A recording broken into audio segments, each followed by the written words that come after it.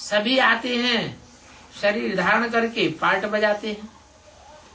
हर एक आत्मा को जो शरीर मिलता है उस शरीर के ऊपर उनका नाम पड़ता है। मेरे शरीर ही नहीं है तो मेरे शरीर का नाम भी नहीं है। शिव को अपना शरीर है नहीं, वो जन्म मरण के चक्र में ही नहीं आता, पराये शरीर में आकर के प्रवेश करते हैं। हर जन्म में नाम रूप देश काल फीचर्स तुम बच्चों के बदलते हैं। वर्ष गुजरा, मास गुजरा, घंटे गुजरे, सतयुग से लेकर गुजरते गुजरते अभी कलयुग अंत में आकर के गिरे। अभी तुम बच्चों को स्मृति आई है कैसे हम सतो प्रधान से उतरते उतरते आकर के तमो प्रधान पतित बन जाते हैं। अभी हमारे 84 जन्म पूरे हुए, अभी फिर हम पहले नंबर में जाते हैं। वर्ल्ड की हिस्ट्री ज्योग्राफी रिपीट होती है, वो सत्य की हिस्ट्री ज्योग्राफी उसको भी रिपीट कहा जाता है। कलयुग की तो अभी चली रही है, फिर सत्य की हिस्ट्री ज्योग्राफी को रिपीट होना है, जिसके लिए ही तुम अभी सुदर्शन चक्रधारी बने हो। तुम पुरुषार्थ कर रहे हो, तुम जानते हो हम अपने बेहद के बाप से बेहद सुख का वर्षा फिर से ले रहे हैं। ये 84 का चक्र बुद्धि में तुम बच्चों को याद करना चाहिए कि कैसे कैसे हमने सतयुग में थोड़े जन्म लिए। कितने जन्म सतयुग में कितने जन्म लिए मनुष्यों ने? 8 जन्म। त्रेता में 12 जन्म, द्वापर में उन दोनों युगों में जितने उतने सिर्फ द्वापर में। कितने? 21 जन्म द्वापर में, और कलयुग में द्वापर से भी 2 गुने। ये जन्म क्यों बढ़ते जाते हैं? क्योंकि आयु कम होती जाती है तो जन्म बढ़ते जाते हैं। तो देखो ये सारी बातें बुद्धि में याद रखने की हैं। बाप से हमने ये सत्य की राज्य अनेक बार लिया है। वंडर ऑफ द वर्ल्ड वो नई दुनिया है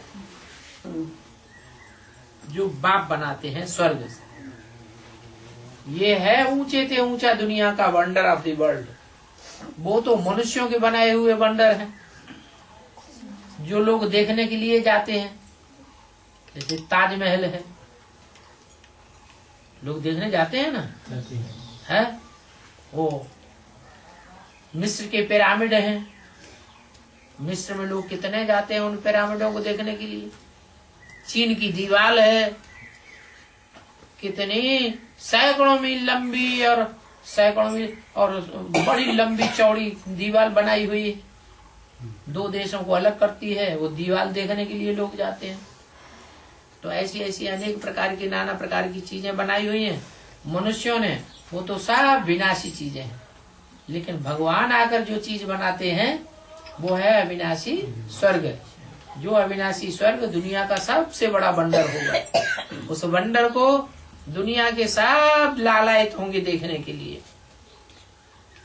तो ये बुद्धि में याद रहना चाहिए कि हमने ये सत्य की राज्य जो बाप ने स्थापन किया वो अनेक बार लिया है।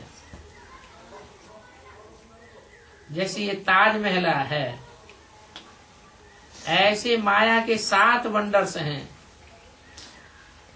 वो माया भी मनुष्य ने बनाई है। बाप का वंडर तो एक ही है जिसको स्वर्ग पैराडाइज कहा जाता है।